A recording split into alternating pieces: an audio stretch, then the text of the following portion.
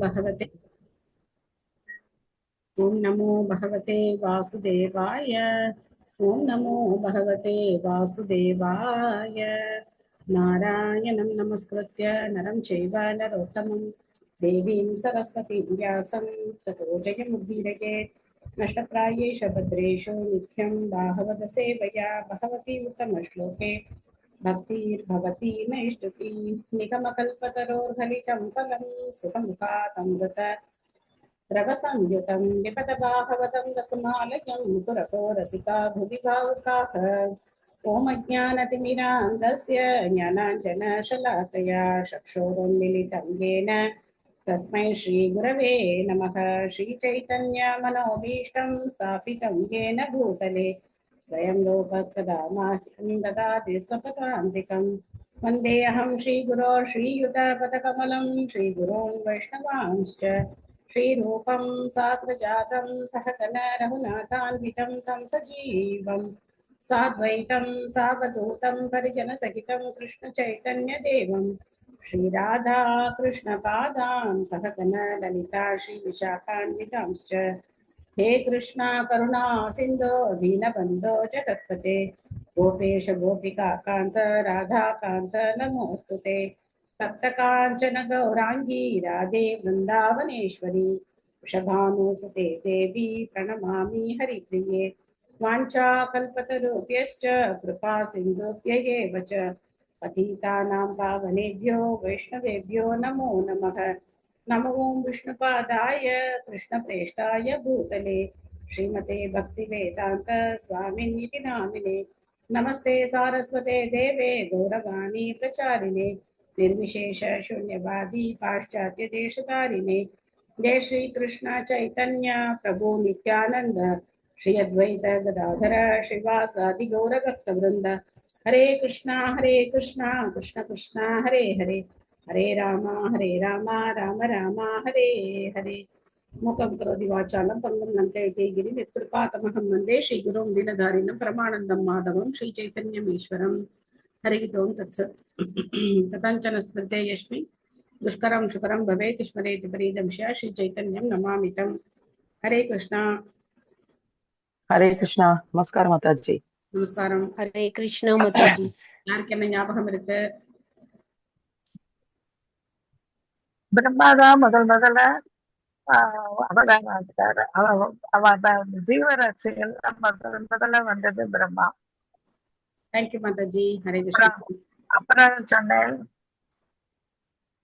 வேற பாயிண்ட்ஸ் இருக்காது? ஹரே கிருஷ்ணா மாதாஜி. ஹரே கிருஷ்ணா. சங்கர்சனர், அனிருத்தர், பிரத்யும்னர் இவங்க ஒவ்வொருத்தர வழிபடும் போது இப்ப சங்கர்சனனா சிவன்ல இருந்து சங்கர்சனர் வரைக்கும் பௌதிக கலங்கங்கள்ல இருந்து விடுபடலாம். அடுத்து சந்திரனை வழிபட்டு அனிருத்தர் வரைக்கும் மன தூய்மையாகும். பிரம்மால இருந்து பிரத்யும்னர் வரைக்கும் வரும்போது அது நமக்கு அறிவு கூர்மையாகும். ஆனா எல்லாத்தையும் விட நம்ம கிருஷ்ணரை வழிபடும் போது தூய உணர்வு நிலைக்கு வரலாம் அப்படின்னு சொன்னீங்க. ஹரே கிருஷ்ணா. நன்றி. ஹரே கிருஷ்ணா. ஸ்ரீமத் பாகவதம் 3வது ஸ்கந்தம் அத்தியாயம் 26 ஜட இயற்கையின் அடிப்படை தத்துவங்கள். பதம் 27. வைகாரிகாத்விகுணர்வாத் மனஸ்தத்வ மஜாயத யத் சங்கல்ப விகல்பாயாம் வர்த்ததே காமசம்பவஹ. சோ அடுத்தது மனம் எப்படி உருவாகுது அப்படிங்கறத நம்ம பார்க்க போறோம். மனதினுடைய செயல் என்ன? சங்கல்ப விகல்ப. சங்கல்ப அப்படின்னா எதையாவது ஏத்துக்கிறது, விகல்ப அப்படின்னா எதையாவது நிராகரிக்கிறது. இதுதான் மனதினுடைய செயல். எனக்கு இது பிடிக்கும் பிடிக்காது உண்டா இல்லையா? மனம் என்ன செய்யணும்? இது எனக்கு பிடிக்கும், இவங்களை பிடிக்கும், இவங்களை பிடிக்காது, இது வேணும், இது வேண்டாம். இதுதான் மனதினுடைய செயல்பாடு. ஸோ அதுல இருந்து நம்ம என்ன ஆகணும்? வெளியில வரும். விருப்பு வெறுப்புல இருந்து நம்ம வெளியில வரும். துவந்தம் தான் துவந்தம் அப்படின்னு சொல்லுவோம், இருமைகள். மொழிபெயர்ப்பு பொருளுரை வழங்கிய தெய்வ திரு பக்தி வேதாந்த சுவாமி ஸ்ரீல பிரபுபாத் கி ஜெய். சத்வத்தின் போலியான தற்பதிவிலிருந்து மற்றொரு மாற்றம் ஏற்படுகிறது. ஆசைகளை உண்ண பண்ணக்கூடிய எண்ணங்கள் மற்றும் பிரதிபலிப்புகள் கொண்ட மனம் அல்லது உள்ளம் இதிலிருந்து மலர்கிறது. மனம் அப்படிங்கிறது உள்ளம் அப்படின்னு சொல்லப்படுது. பொருளுரை. மீனா மாதாஜி படிக்கிறீங்களா? ஹரே கிருஷ்ணா மாதாஜி. ஹரே கிருஷ்ணா. பொருளுரை தந்த ஸ்ரீல பிரபுபாதருக்கு ஜெய். பல்வேறு ஆசைகளுக்கு காரணமான மனத்தின் அடையாளங்கள் ஒன்றை பற்றிய தீர்மானித்தலும் மறத்தலும் ஆகும். நமது புலன்களின் திருப்திக்கு அனுகூலமாக எது உள்ளதோ அதை நாம் விரும்புகிறோம். நமது புலன் திருப்திக்கு அனுகூலமாக இருப்பதை நாம் புறக்கணிக்கிறோம். மானுட மனம் நிலைத்தது அல்ல. ஆனால் அதே மனம் கிருஷ்ண உணர்வின் செயல்களில் ஈடுபடும் பொழுது நிலைக்க முடியும். இல்லையேல் மனம் மண்ணுலக சூழலில் இருக்கும் வரை அது அந்தரத்தில் உள்ளது. இந்த எல்லா மறுப்பும் ஒப்புதலும் அசத் என்னும் தற்காலிகமானதாகும். கிருஷ்ண உணர்வில் மனம் நிலைக்காதவர் ஒப்புதலுக்கும் மறுத்தலுக்கும் இடையே ஊசலாடுவார். கல்வி தகுதிகளில் ஒருவர் எவ்வளவு முன்னேறி இருந்தாலும் கிருஷ்ண உணர்வில் அவர் இல்லாதவரை ஒருபோதும் தம் மனத்தை ஒரு குறிப்பிட்ட பொருளின் மீது நிறுத்த முடியாமல் ஏற்புக்கும் அல்லது மறுப்புக்கும் இடையில் ஊசலாடி கொண்டுதான் இருப்பார். ஹரே கிருஷ்ணா மாதாஜி. தேங்க்யூ மாதாஜி. ஹரே கிருஷ்ணா. சோ இந்த மனதினுடைய விருப்பு வெறுப்பிலிருந்து நம்ம என்ன ஆகணும்? விடுபடணும். அப்படி விடுபடணும்னா அது கிருஷ்ண உணர்வுனால மட்டும்தான் சாத்தியம், வேற எதுனாலையும் சாத்தியம் கிடையாது. சரி, இப்போ ஒரு சின்ன கேள்வி. கிருஷ்ண உணர்வு பயிற்சி பண்ணதுனால எப்படி நம்ம மனதினுடைய விருப்பு வெறுப்பிலிருந்து விடுபடணும்? நம்ம ஹரே கிருஷ்ணா சாண்டிங் பண்ணா அப்ப பிடிக்காதெல்லாம் பிடிச்சது ஆயிடுமா, இல்ல பிடிச்சதெல்லாம் பிடிக்காதது ஆயிடுமா? எப்படி விடுபடணும்? பற்று இருக்காது மாதாஜி. பற்றின்மை நமக்கு வரும். அவ்வளவு தூரம் பற்றின்மை வரைக்கும் எல்லாம் போயிட்டீங்களா?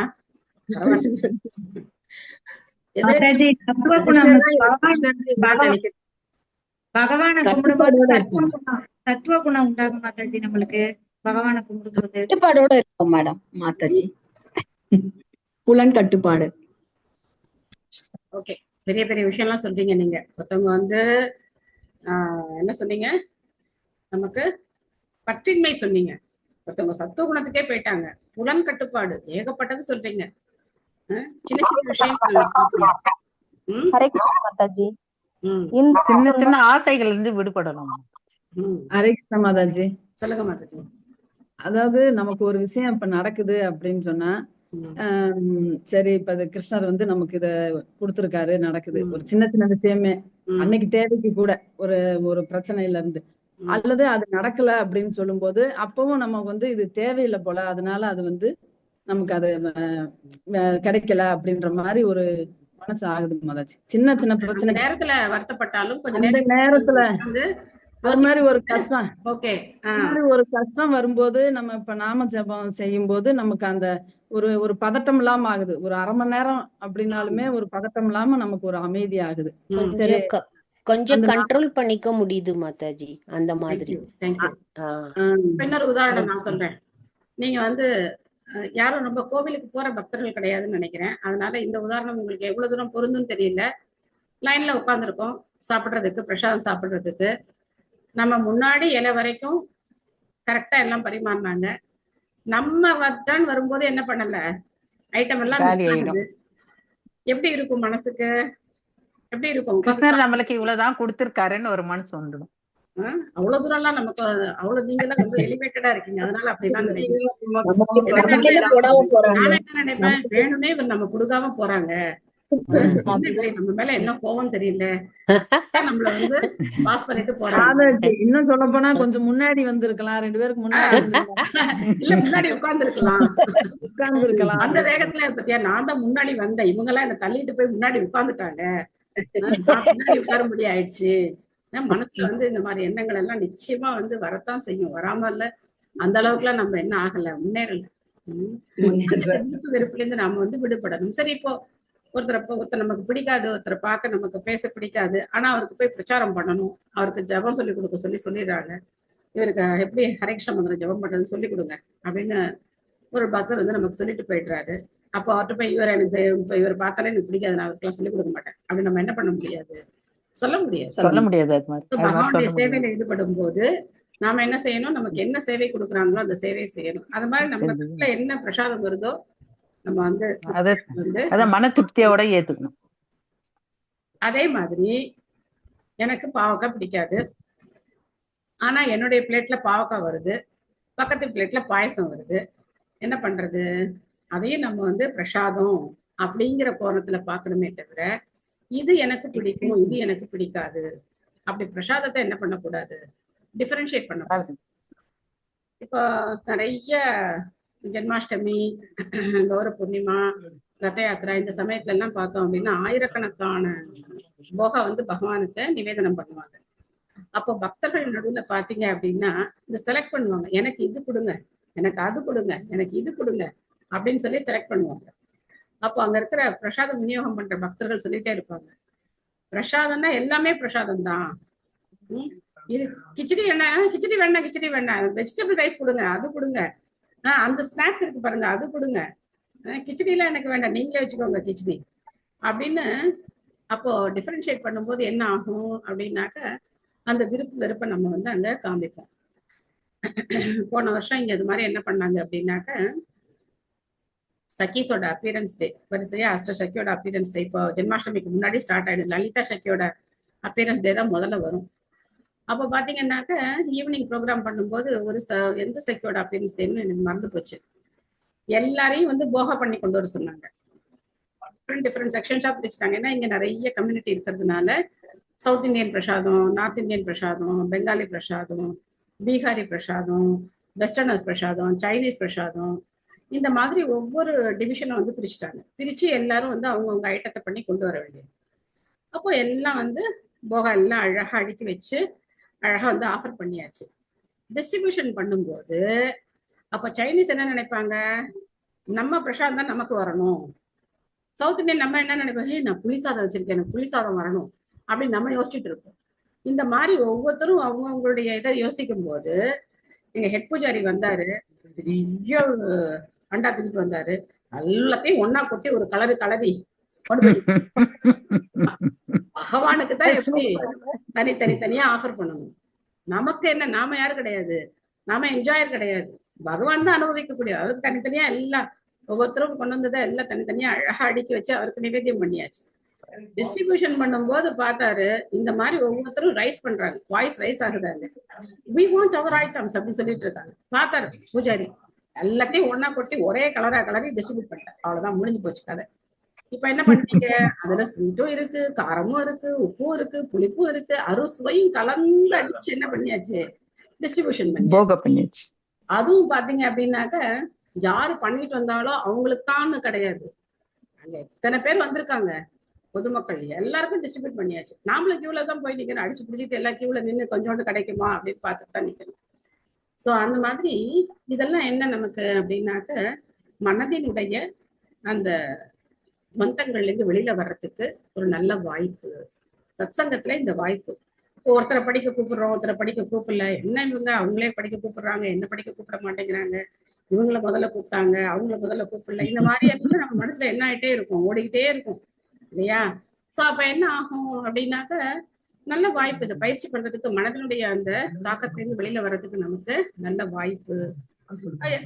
நம்ம எந்த அளவுக்கு மனக்கட்டுப்பாடோட இருப்போமோ அந்த அளவுக்கு கிருஷ்ண பக்தியில நாம முன்னேற முடியும்.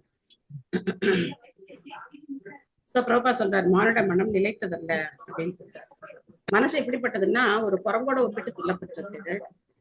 இப்போ நம்ம மனசு, அதுவும் இந்த செல்போன் கையில வச்சுட்டு அந்த மனசு எப்படி இருக்குன்னாக்க, அந்த குரங்கு கொஞ்சம் போதை ஏத்திக்கிட்டா எப்படி இருக்கும், போதை பொருள் ஏதாவது சாப்பிட்டுருந்தா அந்த குரங்கு எப்படி இருக்கும், அந்த மாதிரி இருக்கு இப்போ செல்போன் கையில இருக்கிற மனம். அதை விட அது எப்படி இருக்கு அப்படின்னாக்க, அது ஏறி இருக்கிற போதை பத்தாதுன்னு அதுக்கு 2 அடி வச்சா எப்படி இருக்கும், அந்த மாதிரி இருக்கு. 30 செகண்டுக்கு மேல ஒரு விஷயத்து மேல நம்மளால இப்ப என்ன பண்ண முடியாது, கான்சென்ட்ரேட் பண்ண முடியாது. அதனால இப்ப என்ன பண்றாங்க, 30 செகண்ட்ஸ்ல என்ன வந்து நீ 30 செகண்ட்ஸ் கூட கிடையாது, 5 செகண்ட்ஸ்ல நம்மள அட்ராக்ட் பண்ணணுமா. அது ஒரு டிவோட்டி சொல்லிட்டு இருந்தார், அந்த காலத்துல சினிமால போய் உட்கார்ந்தோம்னா ஒரு சீன் ஆரம்பிக்கிறதுக்கே 2-5 நிமிஷம் ஆகும். ஒரு மியூசிக் போட்டு அதுக்கப்புறம் மெதுவா அந்த ஹீரோ நடந்து வந்து, அது இந்த பழைய படம் எல்லாம் பார்த்தோம்னாக்க இப்பெல்லாம் இப்ப இருக்கிறவங்க எல்லாம் பார்க்க சொன்னா என்ன பண்ணுவாங்க, ஓடியே போயிடுவாங்க. அவர் சொன்னாரு, இப்ப நேரா உட்கார்ந்து ஒரு லெக்சர் கேட்கறதுக்கு கூட யாரும் பொறுமை இல்லையா. 2x 1x அப்படின்னு போட்டா அந்த ஸ்பீச் என்ன ஆகுது, கிடுகிடுன்னு போகுதா. அந்த மாதிரி பேசுறவரை பண்ண முடியுமா, லைவ்ல பண்ண முடியுமா? சோ அதனால இப்ப இருக்கிற பசங்களால உட்கார்ந்து ஒரு லெக்சர் கூட கேட்க முடியல, கிளாஸ கூட கவனிக்க முடியல. அவங்களுக்கு இன்னும் போரிங்கா இருக்கு, சொல்லதே சொல்லிட்டு இருக்காரு அப்படிங்கிற மாதிரி ஆகுறாங்க. அடுத்த நிமிஷம் மறந்தும் போயிடுறாங்க. சரி, அவ்வளவு ஃபாஸ்டா கிராஸ் பண்ணி மனசுல வச்சுக்கிறாங்களா? கிடையாது, மறந்து போயிடுறாங்க. அதனால இப்ப இருக்கிற மனம் வந்து போதை ஏறிய குரங்கு, சாதாரண குரங்கு கிடையாது இப்ப இருக்கிற மனம். கையில செல்போன் வச்சுக்கிட்டு நம்ம வந்து அந்த மாதிரியான ஒரு நிலைக்கு தள்ளப்பட்டோம். சோ இந்த சங்கல்ப விகல்ப இது தெரிஞ்சுக்கணும். இது எனக்கு பிடிக்கும், இது எனக்கு பிடிக்காது, இது வேணும், இது வேண்டாம். இந்த மாதிரியான இரட்டைத்தன்மைகள்ல இருந்து நம்ம வெளியில வரணும் அப்படின்னாக்க எல்லாமே பகவானுடையது, பகவானுக்கு சொந்தமானது, பகவானுடைய பிரசாதம். எது நமக்கு நடந்தாலும் சரி, அது பகவானுடைய கருணை அப்படின்னு நம்ம வந்து ஏற்றுக்கணும். யத் விதுர் யனிருத்தாக்கியம் ருஷிகாநாமதீஸ்வரம் சாரதேந்தீவரச்யாமம் சம்ராத்யம் யோகி பீஷணைஹி. உயிரினத்தின் மனம் புலன்களின் அரசர் எனப்படும் பகவான் அனிருத்தரின் பெயரால் அறியப்படுகிறது. அவர் இலையுதிர் காலத்தில் மலரும் தாமரையை ஒத்த கருநீல நிறமுடைய தோற்றம் கொண்டவர். அவர் யோகிகளினாலேயே காலப்போக்கில் தான் அறியப்படுகிறார்.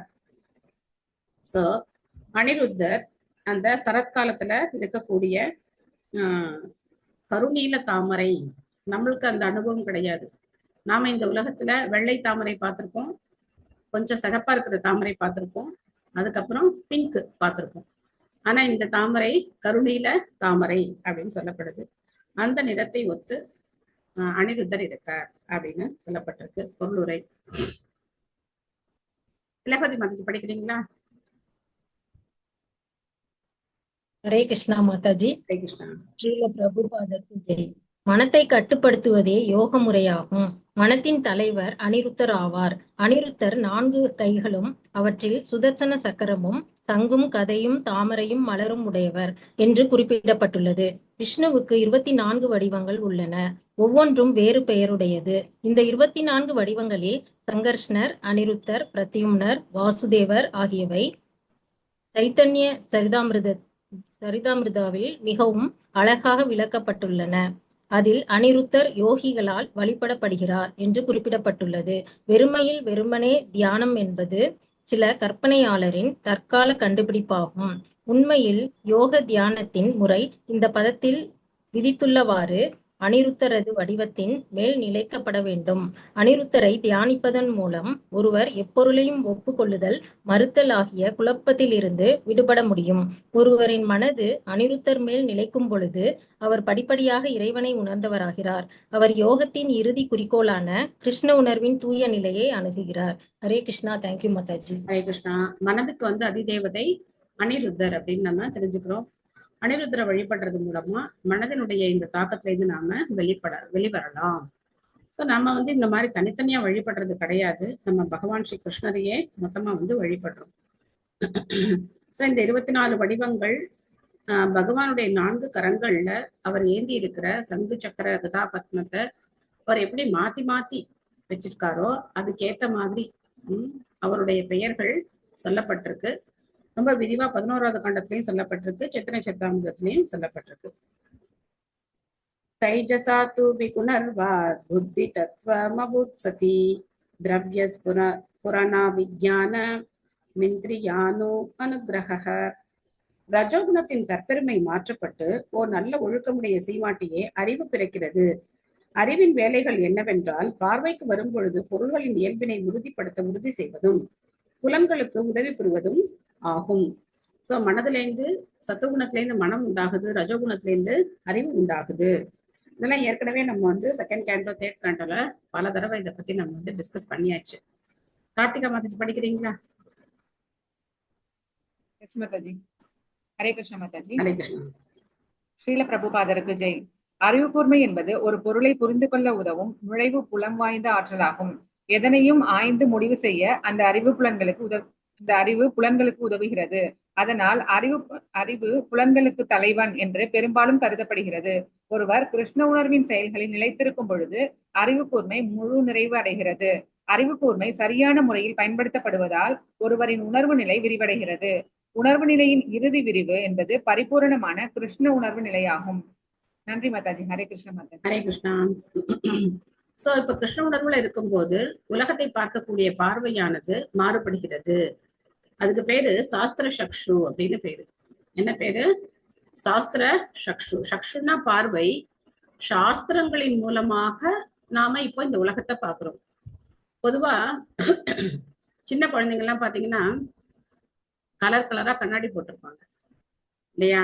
சிகப்பு கலர், பச்சை கலர், நிறைய கலர்ல கண்ணாடி இருக்கும். அந்த கண்ணாடியை போட்டு பார்த்தா எப்படி தெரியும்? பாக்குற பொருள் எல்லாம் அந்த கண்ணாடி என்ன கலர்ல இருக்கோ அந்த கலர் மாதிரியே தெரியும். சேப்பு கண்ணாடி போட்டு பார்த்தா சேப்பு கலரா தெரியும், பச்சை கண்ணாடி போட்டு பச்சை கலரா தெரியும்.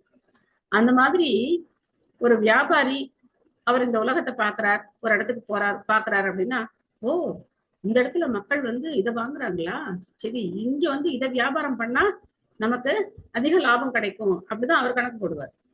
இதே ஒரு இளைஞன் ஒரு இடத்துக்கு போய் பார்த்தான் அப்படின்னா, ஓ இங்க இவ்வளவு அழகான இளம் பெண்கள்லாம் இருக்காங்களா, இவங்களெல்லாம் நம்ம அனுபவிக்கலாமா அப்படின்னு சொல்லி காம எண்ணங்களால அவன் வந்து தூண்டப்படுவான். இந்த மாதிரி அவங்க என்ன மனநிலையில என்னென்ன பாவத்துல இருக்காங்களோ அந்த மாதிரிதான் அவங்க இந்த உலகத்தை பாக்குறாங்க. ஆனா பக்தர்களா இருக்கக்கூடியவங்க எந்த கண்ணோட்டத்துல உலகத்தை பார்க்கணும்? சாஸ்திரத்தினுடைய கண்ணோட்டத்துல உலகத்தை பார்க்கணும். சாஸ்திர கண்ணோட்டம்னா என்ன? சாஸ்திரத்துடைய கண்ணோட்டம்னா என்ன? தர்மமா மாதாஜி? ஓகே, ஒரு ஆன்சர். தர்மம்னா அதுக்கப்புறம் அதுக்குள்ள ஒரு கேள்வி இருக்கு. தர்மம்னா என்ன அப்படிங்கிற கேள்வி இருக்கு. விதிகளை கடைபிடிச்சு பண்றோம்ல மாதாஜி, இப்ப நம்ம 4 விதிகளை கடைபிடிச்சு பண்றோம்ல மாதாஜி, குரு ஆசீர்வாதம் மூலியமா நம்ம பண்றோம்ல மாதாஜி. அந்த இது சாஸ்திரம் எது நல்லது கெட்டதுன்னு சொல்றாளோ அந்த பார்வையில மாதாஜி, அதாவது உள்ளத உள்ளவாறு பாக்குறது. எந்த ஒரு செயல் பண்ணாலும் பகவானுடைய இது அப்படின்ட்டு பார்க்கணும். வேதத்துல என்ன கொடுத்துருக்கோ அது மாதிரி மாதாஜி. சாஸ்திரத்துல சொல்லி இருக்கிற மாதிரி நம்ம ஃபாலோ பண்றது. என்ன சாஸ்திர கண்ணோட்டம்னா என்ன? சாஸ்திர கண்ணோட்டம்னா என்ன அப்படின்னாக்க, உடல் ரீதியா பார்த்து வெளித்தோற்றத்தை பார்த்து நம்ம ஒரு முடிவுக்கு வர கூடாது. சோ இப்ப 2 நபர்கள் இருக்காங்க. ஒருத்தர் வந்து சாதாரணமானவர், ஒருத்தர் மிகப்பெரிய பணக்காரர், மிகப்பெரிய செல்வந்தர். அப்ப பாத்தீங்கன்னா ஒருத்தர் வந்து ரொம்ப பரம ஏழைன்னு சொல்லலாம், ரொம்ப பரம ஏழை. ஒருத்தர் வந்து மிகப்பெரிய செல்வந்தர், மிகப்பெரிய கோடி கோடியா பணம் வச்சிருக்கிற ஒரு செல்வந்தர். அப்போ ராமானுஜர் எங்க வந்து பிரசாதம் எடுத்துக்க போனாரு அப்படின்னா, அந்த ஏழையுடைய வீட்டுக்கு தான் போனார். பரம ஏழையா இருக்காரு, அவருடைய வீட்டுக்கு தான் போனார். ஏன் அப்படின்னா அவருடைய பாவம் அந்த மாதிரி இருந்தது. அவர் எதை பார்த்து மயங்கல ராமானுஜர்? இந்த பெரிய செல்வந்தர் அப்படின்னு சொல்லி அவரை பார்த்து மயங்கல. ஏன் அப்படின்னா தன்னுடைய ஆட்களை அனுப்புறார், தன்னுடைய சிஷ்யர்களை அனுப்புறார். இந்த மாதிரி ஆச்சாரியார் வந்திருக்கார் அப்படின்னு சொல்றதுக்காக அவங்க வந்து போறாங்க. அவர் என்ன சொல்லிட்டு இருக்காரு? நான் பூஜை பண்ணிட்டு இருக்கேன், கொஞ்ச நேரம் உட்காருங்க அப்படின்னு சொல்லிட்டு வந்து அவங்களை உட்கார வச்சுட்டு அவர் பாட்டுக்கு பூஜை பண்ணிட்டே இருக்காங்க. அவர் வந்து அவங்கள திரும்பி கூட பார்க்கல. ஆனா இந்த பரம ஏழையான அந்த பக்தர்கிட்ட போய், அவருடைய சிஷ்யர்கிட்ட போய் சொல்லும் போது அவர் வந்து நினைக்கிறார், ஆஹா என்னுடைய ஆச்சாரியார் வந்திருக்கார், ஆனா அவருக்கு எனக்கு அமுது பண்றதுக்கு எதுவுமே என் கையில இல்லையே அப்படின்னு நினைக்கும் போது அவருடைய மனைவி சொல்றாங்க, நீங்க கவலைப்படாதீங்க, அந்த கடைக்காரர் வந்து எப்பவுமே என் மேல ஒரு கண்ணாவே இருக்கார். என்ன வந்து அடையணும்னு சொல்றதுல அவருக்கு வந்து ரொம்ப ஆசை இருக்கு. அதனால நான் எப்படியாவது அவருடைய விருப்பத்தை பூர்த்தி பண்ணி ஆச்சாரியருக்காக எல்லா பொருளையும் நான் வாங்கிட்டு வந்து நம்ம வந்து அமுது படைக்கலாம் அப்படின்னு சொன்னோன்னா கணவனும் ஒத்துக்கிறார். சரின்னு சொல்லி அந்த அம்மா அங்க போய் அவர்கிட்ட சொல்றாங்க, உங்களுடைய விருப்பம் இன்னைக்கு நிறைவேறும், இந்த இரவு நான் வந்து வரேன், ஆனா எனக்கு வந்து இன்னைக்கு எல்லா மளிகை சாமான் காய்கறி எல்லாம் எனக்கு கொடுங்க அப்படின்னு சொன்னோடனே அவரும் கொடுக்குறாரு. இவங்க வந்து ரொம்ப அற்புதமா அமுது செய்து எல்லாருக்கும் அமுது செய்து வைக்கிறாங்க. அப்போ இரவுல வந்து ராமானுஜருக்கு தெரிஞ்சிருது, அவருக்கும் பிரசாதம் கொடுக்க சொல்றார். இரவுல அந்த அம்மா போறாங்க, அங்க கணவனும் கூட போறார். போய் சொல்லிட்டு வர்றார், நீங்க உங்க இஷ்டப்படி உங்களை வந்து அனுபவிச்சுக்கோங்க அப்படின்னு சொல்லிட்டு வர்றார். அவர் கேட்கும்போது எதுக்காக இவ்வளவு நாள் இல்லாம நீ வந்து எனக்காக இப்போ வந்து இன்னைக்கு ஒத்துக்கிட்ட அப்படின்னு கேட்கும்போது அவங்க சொல்றாங்க, எங்களுடைய ஆச்சாரியருக்காக அப்படின்னு சொல்லும் போது அவர் உடனே காலில் விழுந்து மன்னிப்பு கேட்கிறார். ஆனா நம்முடைய பார்வை எப்படி இருக்கும்? பணக்காரர் வீட்டுக்கு போவோமா, ஏழை வீட்டுக்கு போவோமா? இல்ல மனதுல அந்த ஒரு ஒரு ஒரு தாட் இருக்குமா இல்லையா? இவர் வீட்டுக்கு போனா நல்லா சாப்பிடலாம், இவங்க வீட்டுக்கு போனா பழையது போடுவாங்களோ என்னமோ தெரியல, அவங்க வீட்டுக்கு போனா நல்ல சுவையான விருந்து கிடைக்கும். சோ சாஸ்திர பார்வை அப்படின்னா அதுதான். சாஸ்திர பார்வை அப்படின்னா வெளி தோற்றத்தை பார்த்து நம்ம யாரையும் எடை போடக்கூடாது. நம்ம ஆச்சாரிய பரம்பரையிலே பாத்தீங்க அப்படின்னாக்க ஜெகநாதாஸ் பாபாஜி இப்படி உட்கார்ந்துருப்பார், இப்படி குனிஞ்சு உட்கார்ந்துருப்பார். அப்படிலாம் பார்க்கும்போது என்ன இப்படிலாம் இருக்காங்க, இவங்கெல்லாம் அப்படியே ஆச்சாரியர்களா, என்னது இது? சில பேருக்கு அந்த மாதிரியான எண்ணங்கள்லாம் வரலாம். முதல்ல ஆச்சாரிய பரம்பரையை பார்க்கும்போது அவங்களெல்லாம் யாருன்னு தெரியாத போது நமக்கு சில சமயத்துல ஆஹ் பக்தி வினோத் தாக்கூரரை பார்த்தோம் அப்படின்னா தாடிலாம் வச்சுட்டு அவருடைய தோற்றம் பார்த்தோம் அப்படின்னா அது ஒரு வித்தியாசமான தோற்றத்துல இருப்பார். ஒவ்வொருத்தருடைய வெளி தோற்றத்தை பார்த்து அவங்கள நாம எடை போட கூடாது. இது சாஸ்திரத்துடைய பார்வை. வித்யா வினய சம்பன்னே பிராமணே கவிஹஸ்தினி சுனி சைன சௌபாதேஷ பண்டித சமதர்ஷினக. எல்லாருக்குள்ளயும் ஆத்மா இருக்கு, எல்லாருக்குள்ளயும் பரமாத்மாவா பகவான் இருக்க. சோ அதனால அந்த நிலையில நம்ம ஓரளவுக்கு இந்த உலகத்தை பார்க்க தெரிஞ்சுக்கணும். படிச்சவங்க, படிக்காதவங்க, ஏழை, பணக்காரன், அழகா இருக்கிறவங்க, அழகா இல்லாதவங்க, நல்லா பேசுறவங்க, நல்லா பேசாதவங்க, இந்த மாதிரி வெளித்தோற்றத்தை பார்த்தின பாகுபாடை நம்ம முதல்ல பார்க்க கூடாது. நம்மளால முடிஞ்ச வரைக்கும் எல்லாருக்கும் நம்ம பிரச்சாரம் செய்யணும். அதான் ரொம்ப முக்கியமான விஷயம். இப்ப இதுதான் அறிவு. நமக்கு சாஸ்திரம் மூலமா கிடைக்கக்கூடிய அறிவு. நாம் இந்த உடல் இல்ல, ஆத்மா, பகவானுடைய தொண்டன், சேவகன் அப்படிங்கிறது நமக்கு கிடைக்கக்கூடிய அறிவு. சம்சயோத விபர்யாசோ நிச்சயः ஸ்மிருதிரேவ ச ஸ்வபாவ இன்யுச்யதே புத்தேர் லக்ஷணம் விருத்திதः ப்ருதக். சந்தேகம், தவறாக புரிந்து கொள்ளுதல், சரியாக புரிந்து கொள்ளுதல், நினைவாற்றல், உறக்கம் ஆகியன அனைத்தும் அறிவு கூர்மையின் குறிப்பிட்ட பண்பு நலன்களாக கூறப்படுகின்றன. சந்தேகம் அது எப்படி அறிவாகும்? சந்தேகம் எப்படி அறிவாகும்? டவுட்ஸ் எல்லாம் கேட்டுக்கிறது மாதாஜி. எதையும் நம்ம சந்தேகப்படணும். இது சரியானது தானா அப்படிங்கிற சந்தேகம் நமக்கு இருக்கணும். ஆன்மீக குரு அவர் மட்டும் நம்மள சோதிக்கிறது கிடையாது, சிஷ்யனை சோதிக்கிறது கிடையாது. சிஷ்யனும் சோதிச்சுதான் குருவை ஏத்துக்கணும். யார வேணா குருவா ஏத்துக்க முடியாது. அவர் பரம்பரையை சேர்ந்தவரா, அவர் நம்மள அவர் கிருஷ்ணத்தை கூட்டிட்டு போவாரா அப்படிங்கிறத பார்த்துதான் நாமளும் குருவை ஏத்துக்கணும். சோ அதனால சந்தேகம் அவசியம். அப்போ சந்தேகம் ஆரம்பத்துல இருக்க வேண்டியது, ஆனா எப்ப பார்த்தாலும் சந்தேகப்பட்டுட்டே இருக்க கூடாது. அதுவும் இருக்கு இல்லையா? எப்ப பார்த்தாலும் எடுத்ததுக்கெல்லாம் தொட்டதுக்கெல்லாம் சந்தேகப்பட்டுட்டே இருக்கக்கூடாது. நமக்கு அது உதவாது. எந்த இடத்துல சந்தேகப்படணுமோ அந்த இடத்துல சந்தேகப்படலாம். அப்போ சரியாக புரிந்து கொள்ளுதல், தவறாக புரிந்து கொள்ளுதல், ரெண்டுமே அறிவுதான். நினைவாற்றல், உறக்கம் சரியா இல்லை அப்படின்னாக்க அறிவு சரியா வேலை செய்யாது. சரியான உறக்கம் 6 மணி நேரம் ஒரு சராசரி ஒரு மனிதனுக்கு உறக்கமும் தேவை. சத்யா மாதாஜி படிக்கிறீங்களா? ஹரே கிருஷ்ணா மாதாஜி படிக்கிறேன். மொழிபெயர்ப்பு மற்றும் பொருளுரை வழங்கிய பிரபுபாதருக்கு ஜெய். சந்தேகம் என்பது அறிவு கூர்மையின் முக்கியமான வேலைகளில் ஒன்றாகும். சிலவற்றை கண்மூடித்தனமாக ஏற்றுக்கொள்ளுதல் என்பது அறிவு கூர்மையின் இயல்பினை காட்டாது. அதனால் சம்சய எனும் சொல் மிகவும் முக்கியமானது. அறிவு கூர்மையை வளர்த்துக் கொள்வதாயின் ஒருவர் தொடக்கத்தில் சந்தேகப்பட வேண்டும். ஆனால் செய்தி சரியான மூலத்திலிருந்து பெறப்படும் பொழுது சந்தேகம் கொள்ளக்கூடாது. முறையாக செய்தி வழங்கும் முறை சந்தேகப்படுவது அழிவுக்கு காரணமாகும் என்று பகவத்கீதையில் பகவான் கூறுகிறார். பதஞ்சலி யோக முறையில் வர்ணிக்கப்படுவது போல பிராமண விபர்ய விகல்ப நித்திர சம்ருத்தியக அறிவு கூர்மையில் மட்டுமே ஒருவர் பொருள்களை உள்ளவாறே புரிந்து கொள்ள முடியும். அறிவின் கூர்மையால் மட்டுமே ஒருவர் தான் என்பது உடலா இல்லையா என்பதை புரிந்து கொள்ள முடியும். ஒருவருடைய தனித்தன்மை ஆன்மீகம் சார்ந்ததா அல்லது மண்ணுலகை சார்ந்ததா என்பதை முடிவு செய்யும் கல்வி சந்தேகத்தில் தொடங்குகிறது. ஒருவர் தன்னுடைய உண்மை நிலையை ஆராய முடிந்தால் உடலினை பற்றிய போலியான உணர்வு கண்டுபிடிக்கப்பட்டு விடும். இது விபர்யாஷ ஆகும். உணர்வு உணரப்படும் பொழுது உண்மையான இனம் காணும் தன்மை உடனடியாக புரிந்து கொள்ளப்படும். உண்மையான புரிந்து கொள்ளுதல் இங்கு நிஷ்டிஷய அல்லது நிரூபிக்கப்பட்ட அனுபவத்தை அடிப்படையாக கொண்ட அறிவு என்று வர்ணிக்கப்படுகிறது.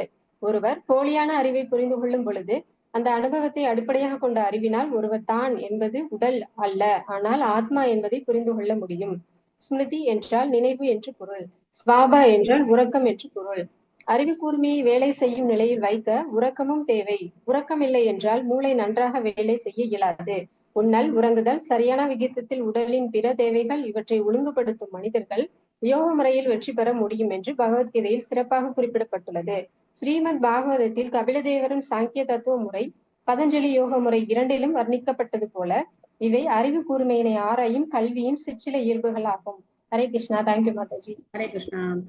ஸோ அதனால பக்தர்களுக்கு சரியான உறக்கமும் தேவை, உடலுக்கு சரியான ஓய்வும் தேவை. அந்த மாதிரி ஓய்வு இல்லாம நம்ம வந்து உறக்கம் இல்லாம இருந்தோம் அப்படின்னாக்க அறிவு சரியா வேலை செய்யாது.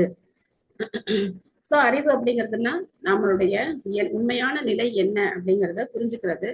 ஒருத்தர் ஆராய்ச்சி பண்ணி பார்த்தோம் அப்படின்னா நம்ம இந்த உடல் இல்லை அப்படிங்கறது ரொம்ப எளிதா வந்து ஒருத்தர் வந்து புரிஞ்சுக்கலாம். தைச்சசானேந்திரியான் ஏவ கிரியா ஞான விபாகஷக பிராணஸ்ய ஹி கிரியா யுக்திர் புத்தேர் விஞ்ஞான சக்திதா. தற்பெருமையானது ரஜோகுணத்தில் 2 வித புலன்களை உருவாக்குகிறது.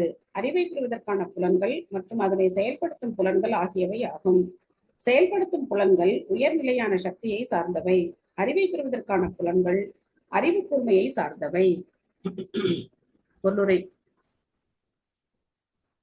அகிலா மாதாஜி படிக்கிறீங்களா? ஹரே கிருஷ்ணா மாதாஜி படிக்கிறேன். பொருளுரை. ஸ்ரீல பிரபுபாதற்கு ஜெய். சத்வகுணத்தில் மனமே தற்பெருமைக்கு காரணம் என்பதும் ஆசைக்கு ஏற்றபடி ஒன்றனை ஒப்புக்கொள்ளுதலும் மறுத்தலும் மனதின் வேலையாகும் என்பதும் முந்தைய பதங்களில் விளக்கப்பட்டுள்ளன. ஆனால் இங்கு அறிவு கூர்மை என்பது ரஜோகுணத்தின் தற்பெருமையினால் ஏற்படுவது என்று கூறப்படுகிறது. அதுவே மனதிற்கும் அறிவு கூர்மைக்கும் உள்ள வேறுபாடு ஆகும். மனம் சத்வகுணத்தின் தற்பெருமையினால் ஏற்படுவது, அறிவு கூர்மையோ ரஜோகுணத்தின் ஆளுமையில் ஏற்படுவது. சிலவற்றை ஏற்கும் ஆசை, மறுக்கும் ஆசை என்பது மனதின் மிக முக்கியமான இயல்புகளாகும். மனம் சத்வகுணத்தின் பயனாய் உண்டாவதனால் அது மனத்தின் தலைவனாகிய அனிருத்த பகவானிடம் ஒன்றினால் பின்னர் அந்த மனம் உணர்வு நிலைக்கு மாற்றப்பட முடியும். நமக்கு எப்போதும் ஆசைகள் உள்ளன என்று நரோத்தம தாச தாக்கூராரால் குறிக்கப்பெற்றுள்ளது. ஆசை நிறுத்தப்பட இயலாதது. ஆனால் நாம் நமது ஆசைகளை பரமபுருஷ பகவானை மகிழ்விப்பதற்காக மாற்றிக்கொண்டால் அதுவே வாழ்வின் முழுமையாகும். ஆசை மண்ணுலக இயற்கையின் மீது ஆட்சி புரிய மாற்றப்பட்டால் அது உலகியல் பொருளால் மாசு அடைகிறது. அந்த ஆசை தூய்மைப்படுத்தப்பட வேண்டும். தொடக்கத்தில் சீடனின் ஆசைகள் எவ்வாறு கிருஷ்ண உணர்வுக்கு மாற்றப்பட இயலும் என்று ஆன்மீக ஆசிரியருக்கு தெரிந்திருப்பதால் இந்த தூய்மைப்படுத்தும் முறை ஆன்மீக ஆசிரியரின் கட்டளையால் நடைபெற வேண்டும். அறிவு கூர்மையை பொறுத்தவரை ரஜோகுணத்தில் இது ஆளுமை தன்மையின் விளைபொருள் என்பது இங்கு தெளிவாக குறிக்கப்பட்டுள்ளது. பயிற்சியால் ஒருவர் சத்வகுணத்தின் நிலைக்கு வருகிறார். பரமபுருஷ பகவான் மீது மனதை நிறுத்துவதன் மூலம் அல்லது அவரிடம் சரணடைவதன் மூலம் ஒருவர் மிகச்சிறந்த தனி மனிதராக அல்லது மகாத்மாவாக ஆகிறார். சமஹாத்மா சுதுர்லபக. அம்மாதிரியான சிறந்த ஆத்மா மிகவும் அரியது என்று பகவத்கீதையில் தெளிவாக கூறப்பட்டுள்ளது. அறிவை பெறுவதற்கான புலன்கள் மற்றும் செயலுக்கான புலன்கள் ஆகிய இருவகை புலன்களும் ரஜோகுணத்தில் மிகுதிப்பாட்டினால் விளைவன ஆகும் என்று இந்த பதத்தில் தெளிவாகிறது. அறிவு மற்றும் செயல் புரிவதற்கான புலன்களின் பொறிகளுக்கு சக்தி தேவைப்படுவதால் உயர்நிலையான சக்தி அல்லது உயிர் சக்தி ரஜோகுணத்தில் ஆளுமை தன்மையால் உருவாக்கப்படுகிறது. அதனால் மிகவும் உணர்ச்சி வயப்படுபவர்கள் வெகு விரைவில் உலகியல் பொருள்களை கைப்பற்றுவதில் முன்னேறுவார்கள் என்பதை நாம் உண்மையில் பார்க்கிறோம். உலகியல் பொருட்களை பெறுவதில் ஒருவர் மற்றொருவருக்கு ஊக்கமூட்ட விரும்பினால் அவருக்கு பாலுணர்வு மிகுந்த வாழ்விலும் ஊக்கமூட்ட வேண்டும் என்று வேத நூல்களில் பரிந்துரைக்கப்பட்டுள்ளது. பெண் வழி சேரும் வாழ்விற்கு அடிமையாக இருப்பவர்களும் அடிப்படையில் முன்னேறியவர்கள். ஏனென்றால் பாலியல் வாழ்வு அல்லது உணர்ச்சி மயமான வாழ்வு வெளிப்பூச்சு நாகரிகத்தின் அடிப்படை முன்னேற்றத்திற்கு தூண்டு விசையாகும் என்பதை இயற்கையில் நாம் காண்கிறோம். ஆன்மீக முன்னேற்றத்தை உருவாக்க விரும்புபவர்களுக்கு ஏறக்குறைய ரஜோகுணத்தின் இருப்பே இருக்காது. சத்வகுணம் மட்டுமே மிஞ்சி இருக்கும். கிருஷ்ண உணர்வில் ஈடுபட்டிருப்பவர்கள் அடிப்படையில் ஏழையாக இருப்பர். ஆனால் கருத்தோழி உடையவர்கள் யார் சிறந்தவர் என்பதை கண்டுகொள்ள முடியும். அவர் அடிப்படையில் ஏழையாக தோன்றினாலும் கிருஷ்ண உணர்வில் இருப்பவர் உண்மையில் ஏழை அல்ல. ஆனால் கிருஷ்ண உணர்வில் சுவை இல்லாதவர்கள் பார்ப்பதற்கு உலகியல் உடைமைகளுடன் இருந்தாலும் அவர் ஏழை ஆவார். உலக உணர்வால் மயக்கம் அடைந்தவர்கள் பொருள் வசதிக்கான ஏற்பாடுகளை கண்டுபிடிப்பதில் புத்திசாலிகள். ஆனால் ஆத்மாவையும் ஆன்மீக வாழ்வையும் புரிந்து கொள்ள அவர்களுக்கு வழி இல்லை. அதனால் யாரேனும் ஆன்மீக வாழ்வில் முன்னேற விரும்பினால் அவர் தூய்மையான கடவுள் பற்றுக்கு திரும்ப வர வேண்டும். பக்தி தொண்டிற்கான தூய்மைக்கும் பற்றுக்கும் திரும்ப வர வேண்டும். நாரத பஞ்சராத்ராவில் குறிப்பிடப்பட்டுள்ளது போல் கிருஷ்ண உணர்வில் புலன்கள் தூய்மை அடைகின்ற பொழுது பகவானின் தொண்டில் ஈடுபடுவதுதான் தூய பக்தி என்று அழைக்கப்படுகிறது. Hare Krishna. Thank you Mataji. Thank you Mataji. So நம்மளுடைய அந்த குணம் அப்படிங்கிறது மனம் வந்து சத்தோகுணத்தினுடைய வெளிப்பாடு, அறிவு வந்து ரஜோகுணத்தினுடைய வெளிப்பாடு. இது பாக்குறதுக்கு நமக்கு ரொம்ப ஆச்சரியமா இருக்கும். ஏன்னா மனம் தான் ரஜசிக்கா இருக்கு, அறிவு அப்படிங்கிறது சத்துவகுணத்துல எது நல்லது எது கெட்டது அப்படிங்கிறத பகுத்து ஆராயிற மாதிரி இருக்கு. ஆனா உண்மையிலே பார்த்தோம் அப்படின்னாக்க மனமானது சத்துவகுணத்தினுடைய வெளிப்பாடு அப்படிங்கிறதுனால பகவானுடைய சேவையில ஈடுபடும் போது அந்த மனம் சுலபமா கட்டுப்படும். சுலபமா அந்த மனதை என்ன பண்ண முடியும்? கட்டுப்படுத்த முடியும். வேற எந்த வழியும் கிடையாது. மனதை கட்டுப்படுத்துறதுக்கு நமக்கு வேற எந்த வழியும் கிடையாது. சோ அதனால ஆன்மீக குரு என்ன பண்றாரு? ஆரம்பத்துல சீடனுடைய மனோபாவத்துக்கு ஏத்த மாதிரி சேவைகள் கொடுக்குறாரு. ஆனா காலம் செல்ல செல்ல ஆன்மீக குரு என்ன சேவை கொடுக்குறாரோ அந்த சேவையை ஏத்துக்கிற மனோநிலைக்கு நாம உயரணும். ஆரம்பத்துல நமக்கு என்ன பிடிச்சிருக்கோ அதை நம்ம செய்யலாம், என்ன பிடிச்சிருக்கோ அதை நம்ம செய்யலாம். ஆனா நாம பக்தியில முன்னேறோம் அப்படின்னா அது நமக்கு பிடிச்சிருக்கோ பிடிக்கலையோ ஆன்மீக குரு நமக்கு அந்த கட்டளையை கொடுக்கும் போது அதை ஏத்து நாம செயல்படணும். சோ அந்த மாதிரி இருக்கிற மகாத்மா சுதுர்லபர். அவர் ரொம்ப ரொம்ப அரிதானவர் அப்படின்னு சொல்லி நம்ம பாக்குறோம். சோ இந்த புலன்கள் பிரபா சொல்ற அறிவு அப்படிங்கிறது ரஜோகுணத்தினுடைய வெளிப்பாடு. அந்த ரஜோகுணத்துல இருந்து 2 வகையான புலன்கள் உற்பத்தி ஆகுது. ஒண்ணு அறிவை பெறும் புலன்கள், ஒண்ணு செயலாற்றும் புலன்கள். அப்போ அந்த செயலாற்றும் அறிவு அப்படிங்கிறத காமத்தை நோக்கி உசுப்பி விட்டோம் அப்படின்னாக்க செயலாற்றும் புலன்கள் ரொம்ப சுறுசுறுப்போட இருக்கும் அப்படின்னு சொல்றேன். நீங்க பாத்தீங்கன்னா இப்படித்தான் இந்த உலகமே இயங்குது. பெண் மேல இருக்கக்கூடிய ஆசையினாலதான் அல்லது எதிர்பால் மேல இருக்கக்கூடிய ஆசையினாலதான் என்ன செய்யறாங்க? பல்வேறு விதமான பொருட்களை உண்டாக்குறாங்க. ஒருத்தர் பிரம்மச்சாரியா இருக்காருன்னு வச்சுக்கோங்க, அவருக்கு தான் தேவையா?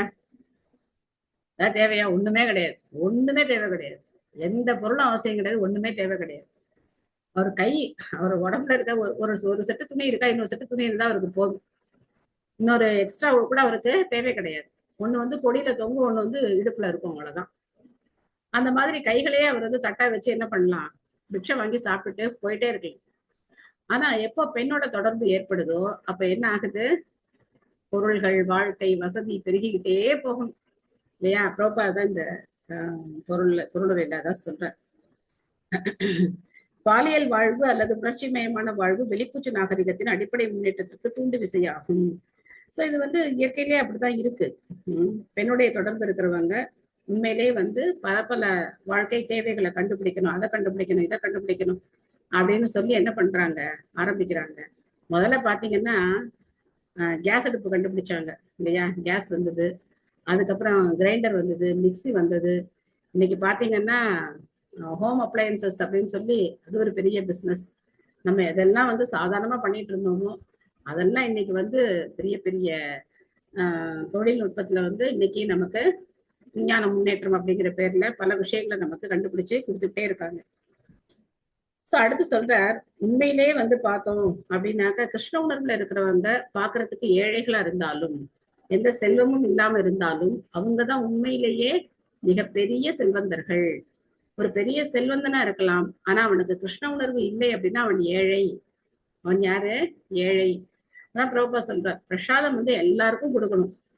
பிரசாதம் பசிச்சவங்களுக்கு, ஏழைக்கு மட்டும்தான் கொடுக்கணும்னு கிடையாது. ஏன்னா பணக்காரனும் யாருதான்? ஏழைதான். கிருஷ்ண உணர்வு இல்லாம அவனும் ஏழைதான்.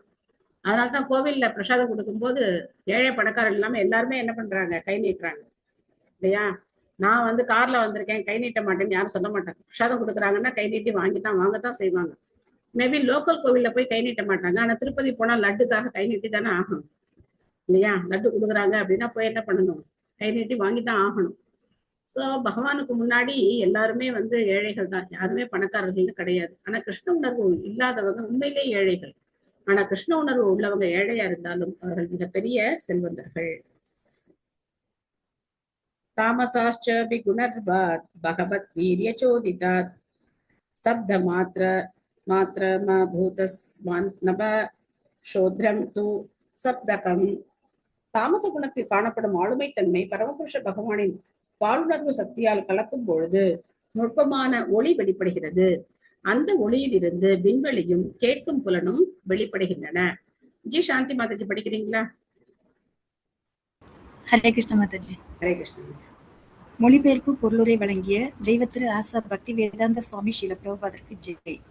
நமது புலன் திருப்திக்கான எல்லா பொருட்களும் தாமச குணத்தன்மையின் விளைவாகும் என்று இந்த பதத்தில் விளக்கப்படுகிறது.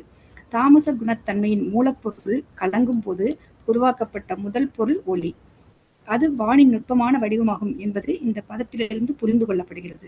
ஒளி என்பது அனைத்து மண்ணுலகப் பொருட்களின் ஆதாரமாகும் என்பதும், ஒளியால் ஒருவர் இந்த உலகத்தினை அழிக்க முடியும் என்பதும் வேதாந்த சூத்திரத்திலும் குறிப்பிடப்பட்டுள்ளது. அனாவிருத்தி சப்தாத் என்றால் ஒளியால் விடுதலை என்று பொருள். முழுமையான உலக வெளிப்பாடு ஒளியிலிருந்து தொடங்கியது. அந்த ஒளியே உலகப் பிடிப்பினை அழிக்க இயலும். அதற்கு ஒரு குறிப்பிட்ட ஆற்றல் இருக்குமானால் அதனையும் செய்ய இயலும். இதை செய்ய தகுதியான அந்த குறிப்பிட்ட ஒளி எல்லாம் கடந்த அதிர்ஷ்டம்தான் ஹரே கிருஷ்ணா எனும் மந்திரம். ஜடச் செயல்களில் நமது பிடிப்பு ஒளியிலிருந்து தொடங்குகிறது. இப்போது நாம் அந்த ஒளியை ஆன்மீக உணர்வோடு தூய்மைப்படுத்த வேண்டும். ஆன்மீக உலகிலும் ஒளி உண்டு. நாம் அந்த ஒளியை அணுகினால் நமது ஆன்மீக வாழ்வு தொடங்குகிறது. ஆன்மீக முன்னேற்றத்திற்கான பிற தேவைகளும் கிடைத்திட முடியும்.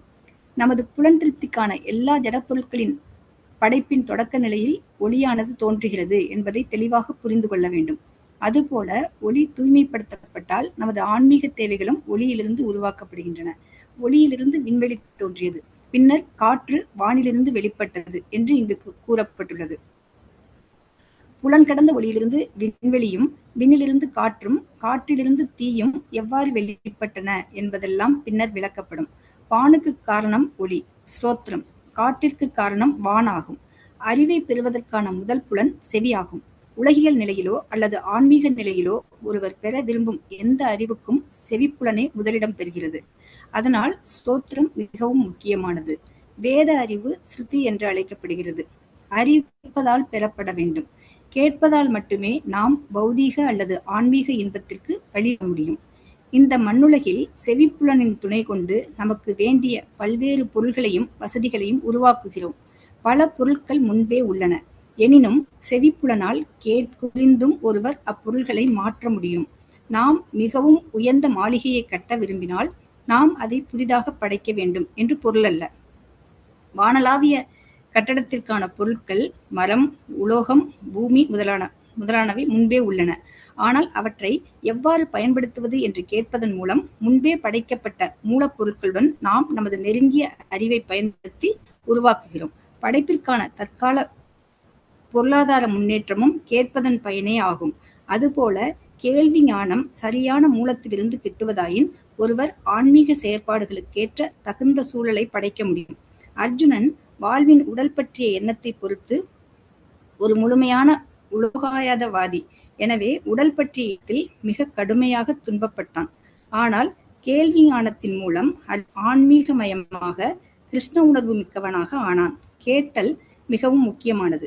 அந்த கேட்டல் வானிலிருந்து உருவாக்கப்பட்டது. கேட்டல் மூலம் மட்டுமே நாம் முன்னமேயே உள்ளவற்றை சரியான முறையில் பயன்படுத்த முடியும். அறிவு முன்னரே கருத்து கொண்ட பொருட்களை சரியாக பயன்படுத்த உதவும். கேள்வி ஞானப்பயன் ஆன்மீக சூழலுக்கு பொருத்தமானது. நாம் சரியான ஆன்மீக ஆதாரத்திலிருந்து கேட்க வேண்டும். ஹரே கிருஷ்ணா மாதாஜி. தேங்க்யூ மாதாஜி. சோ நவவித பக்தியில முதலிடம் பிடிக்கிறது எது?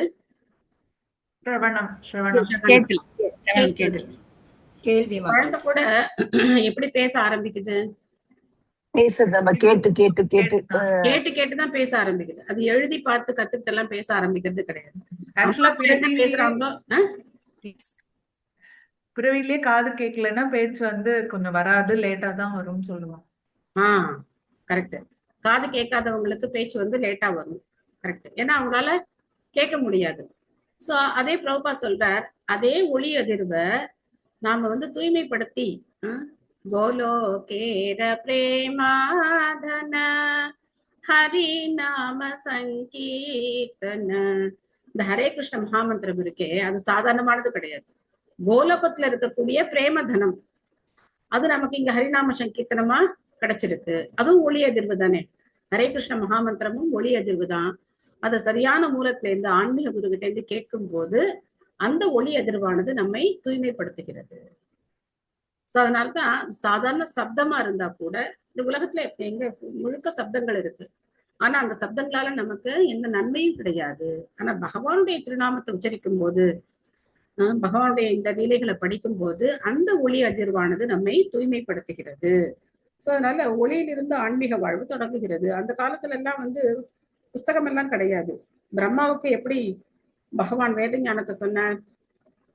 சப்தத்தினுடைய வடிவத்துல தான் பிரம்மாவுக்கு சொன்னார்.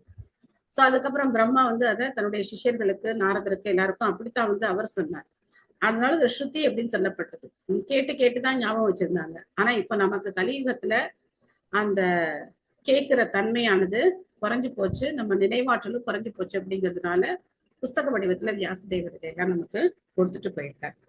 சோ அதனால கேட்கறது ரொம்ப ரொம்ப முக்கியம். ஆன்மீக வாழ்க்கையில காதுகள் தான் கண்கள். ஆன்மீக வாழ்க்கையில காதுகள் தான் கண்கள். நீங்க ஒரு இடத்துக்கு போறீங்க அப்படின்னாக்க அந்த இடத்தினுடைய மகத்துவத்தை கேட்டா தான் தெரியுமே தவிர நம்ம சும்மா போய் பார்த்தா நமக்கு அது தெரியாது. அதுவும் குறிப்பா இந்த மாதிரி பிருந்தாவனம், மாயாப்பூர் இந்த மாதிரி தாமங்கள்ல பார்த்தோம் அப்படின்னாக்க அங்க பெருசா பகட்டா ஆடம்பரமான விஷயங்கள் இருக்காது. ரொம்ப எளிமையா இருக்கும். ஏதோ மரம், குளம், குட்டை அந்த மாதிரிதான் இருக்கும். ஆனா அந்த இடத்தினுடைய மகத்துவத்தை கேட்டாதான் நமக்கு புரியும். பிருந்தாவனம் முழுக்க நம்ம பார்த்தோம் அப்படின்னா ஒரு காடு மாதிரி தான் இருக்கும். ஆனா அங்க போய் அந்த இடத்தினுடைய மகத்துவத்தெல்லாம் கேட்டோம் அப்படின்னா தான் நமக்கு வந்து ஆஹா, இங்க வந்து பகவான் இந்த மாதிரி லீலைகள்லாம் பண்ணியிருக்காரா அப்படிங்கிறத கேட்டதுக்கு அப்புறம் தான் அந்த இடத்தினுடைய மகத்துவம் நமக்கு புரியும். இல்லைன்னா நமக்கு அது புரியாது. சோ அதனால காது வழியா கேட்கறது ஆன்மீக வாழ்க்கைக்கு மிக மிக முக்கியமானது. அர்த்ததாஸ்ரயத்வம் சப்தஸ்ய திரஷ்டோர் லிங்கத்வமேவ ச தத் மாத்ரத்வம் ச நபசோ லக்ஷணம் கவயோ விதுஹு. படித்தவர்கள், உண்மையான அறிவுடையவர்கள் ஒளியானது ஒரு பொருள் பற்றிய எண்ணத்தை தருவதாக விளக்குவார்கள். பேச்சாளர் இருப்பதை நமது பார்வையிலிருந்து மறைந்தாலும் வானின் நுட்பமான வடிவத்தை ஒளி உருவாக்கும் என்று சுட்டிக்காட்டுகின்றனர். சோ இப்ப அந்த முறையில நாம ஒருத்தருக்கு ஒருத்தர் பேசிட்டு இருக்கோம் இல்லையா? நாம யாரும் நேர பேசல, இந்த ஜூம் வழியா நம்ம வந்து பேசிட்டு இருக்கோம். நீங்க எல்லாம் ஒரு இடத்துல இருக்கீங்க, நான் ஒரு இடத்துல இருக்கேன். ஆனா நம்ம பேசிட்டு இருக்கோம். வானத்து மூலமா இது என்ன ஆகுது? இந்த ஒளியானது நமக்கு பரிமாற்றம் செய்யப்படுகிறது. செல்வகுமாரி மாதாஜி படிக்கிறீங்களா? மாதாஜி. ஹரே கிருஷ்ணா மாதாஜி. ஹரே கிருஷ்ணா, படிங்க. மொழிபெயர்ப்பு மற்றும் பொருளுரை வழங்கிய ஸ்ரீல பிரபுபாதருக்கு ஜெய். நாம் கேட்பதை பற்றி பேசும் பொழுது எப்படியோ பேச்சாளர் ஒருவர் இருக்க வேண்டும் என்பது இங்கு தெளிவாக தெளிவாகிறது. பேச்சாளர் இல்லாமல் கேட்பதை பற்றிய வினா எழாது. அதனால் ஸ்ருதி என்று அறியப்படும் அல்லது கேட்பதால் பெறப்படும் வேத அறிவும் அபௌர்ஷம் என்று அழைக்கப்படுகிறது. அப்பௌர்ஷம் என்றால் அடிப்படையில் படைக்கப்பட்ட எந்த மனிதராலும் பேசப்படவில்லை என்று பொருள். தேனே பிரம்ம சதா என்று ஸ்ரீமத் பாகவதத்தின் தொடக்கத்தில் குறிக்கப்பட்டுள்ளது. பிரம்மனாகிய ஒளி அல்லது வேதமாகிய ஒளி முதலில் தனி முதலான படித்த மனிதராகிய ஆதிக்கவையே பிரம்மனின் இதயத்தில் கரு கொண்டது. அவர் எவ்வாறு படித்தவரானார்? கற்றல் எங்கெல்லாம் உள்ளதோ அங்கு ஒரு பேச்சாளர் இருப்பார், கேட்கும் முறையும் இருக்கும். ஆனால் பிரம்மன் முதலில் படைக்கப்பட்டவர் எனும் பொழுது அவரிடம் யார் பேசினார்? யாருமில்லாததால் அறிவை தர இருந்த ஆன்மீக ஆசிரியர் யார்? அவர் மட்டுமே வாழும் உயிர் எல்லா இதயத்திலும் பரமாத்மாவாக அமர்ந்திருக்கும் பரமபுருஷ பகவான் வேத நூல் அறிவினை அவருடைய மனதிலும் தெரிவித்தார். வேத அறிவு பகவானால் பேசப்பட்டதாக புரிந்து கொள்ளப்படுவது. அதனால் அது மண்ணுலக தொடர்பின் குற்றங்களிலிருந்து விடுபட்டது. மண்ணுலக அறிவு ஆன்மீக ரீதியில் குற்றமுடையது. அதுவும் கட்டுப்படுத்தப்பட்ட ஆன்மாவிலிருந்து கேட்டால் அது முழுவதும் குற்றமுடையது. இம்மைக்குரிய செய்தி மாயை, குற்றம், ஏமாற்றுதல் ஆகிய மண்ணுலக செய்திகள் புலன்களின் முழுமையில்லா தன்மைகளால் கரைப்பட்டுள்ளது. எனவே மண்ணுலக படைப்பை கடந்த தத்துவமாகிய பகவானால் வேத அறிவு தெரிவிக்கப்பட்டதால் அது முழுமையானது. நாம் அந்த அறிவை சீதமரபின் பிரம்மாவிடமிருந்து பெற்றால் நாம் அந்த முழுமையான அறிவை பெறுகிறோம் என்று பொருள். நாம் கேட்கும் ஒவ்வொரு சொல்லும் அதன் பின்னணியில் ஒரு பொருளை கொண்டது. தண்ணீர் என்னும் சொல்லை நாம் கேட்டவுடன் அங்கு ஒரு பொருள் தண்ணீர் சொல்லுக்கு பின் உள்ளது. அதுபோல் நாம் கடவுள் என்னும் சொல்லை கேட்டதும் அதற்கு ஒரு பொருள் உள்ளது. நாம் கடவுளிடமிருந்தே கடவுள் என்னும் சொல்லுக்கு பொருள் விளக்கம் பெற்றால் பின்னர் அது முழுமையானது. ஆனால் கடவுளின் பொருளை பற்றி நாம் கற்பனை செய்தால் அது முழுமையற்றது. பகவானை பற்றிய நூலாகிய பகவத்கீதை பரமபுருஷ பகவானாலேயே குறைக்கப்பட்டது. இது முழுமையான அறிவாகும். மனநிலை கற்பனையாளர்கள் அல்லது உண்மையில் கடவுள் என்றால் என்ன என்று ஆராயும் தத்துவவாதிகள் எனப்படுவோர் கடவுளின் இயல்பினை ஒருபோதும் புரிந்து கொள்ள மாட்டார்கள். பகவானை பற்றிய உண்மையினை பகவானாலேயே முதலில் அறிவுறுத்தப்பட்ட பிரம்மாவிடமிருந்து நாம் குரு சிஷ்ய பாரம்பரியத்தில் புரிந்து கொள்ள வேண்டும். கடவுள் பற்றிய ஞானத்தை சீடமரபில் முற்றும் உணர்ந்த பெரியோரிடமிருந்து பகவத்கீதையினை கேட்பதன் மூலம் புரிந்து கொள்ள முடியும். பார்ப்பதை பற்றி நாம் பேசும் பொழுது அதற்குரிய வடிவம் ஒன்று இருக்க வேண்டும். நமது புலன்வழி உற்று நோக்கும் போது நமக்கு தெரிவது வானாகும். வானே வடிவத்தின் தொடக்கமாகும். வானிலிருந்து பிற வடிவங்கள் வெளிப்படுகின்றன. அதனால் அறிவினால் புலப்படும் பொருட்கள் மற்றும் ஏனைய புலனறிவுகள் அனைத்தும் வானிலிருந்து தொடங்குகின்றன. ஹரே கிருஷ்ணா மாதாஜி. தேங்க்யூ மாதாஜி.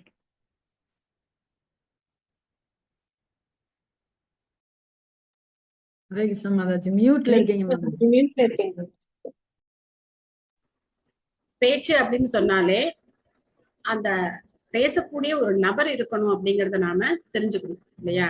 ஒரு நபர் இல்லாம பேச்சு வராது. அப்போ பகவான் பேசினார், பிரம்மாவோட இதயத்துல பகவான் பேசினார் அப்படின்னு நம்ம கேட்கிறோம். அப்போ அவர் ஒரு நபர், பகவான் அப்படிங்கிறவர் ஒரு நபர். அந்த நபர் எப்படிப்பட்டவர்? அவருக்கு என்ன வார்த்தை இங்க கொடுக்கப்பட்டிருக்கு? சமஸ்கிருத வார்த்தை பகவானை குறிக்கிறதுக்கு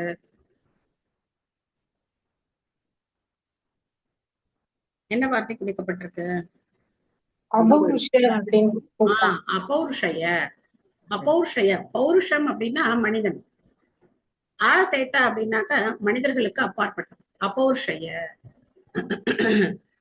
நீங்க பகவத்கீதையில பாத்தீங்கன்னா 7வது அத்தியாயத்துல பௌருஷம் ரிஷு அப்படின்னு சொல்ற. பௌருஷம்னா மனிதர்களுடைய சக்தி, மனிதன் அப்படின்னு அர்த்தம். அப்பௌருஷய அப்படின்னா மனிதனுக்கு அப்பாற்பட்டவர். சோ நம்மளுடைய தேவர்களுக்கும் எல்லாருக்கும் அப்பாற்பட்டவர் பரமபுருஷ பகவான். 4 விதமான குற்றங்கள்ல இருந்து விடுபட்டவர். நமக்கு 4 விதமான குற்றங்கள் நம்ம கிட்ட இருக்கு. என்ன 4 இருக்கு?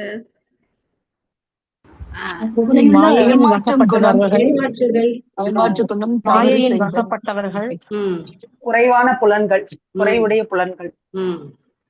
இன்னும் ஒண்ணு இந்த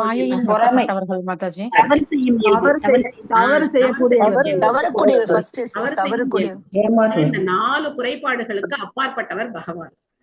அதனால அவர் யாரையும் ஏமாத்த மாட்டார்.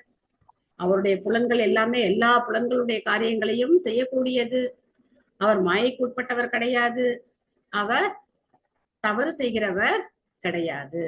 சோ பகவான் தவறாதவர் அப்படிங்கிறதுக்கு அவருக்கு என்ன பேரு? என்ன பேர் பகவான்?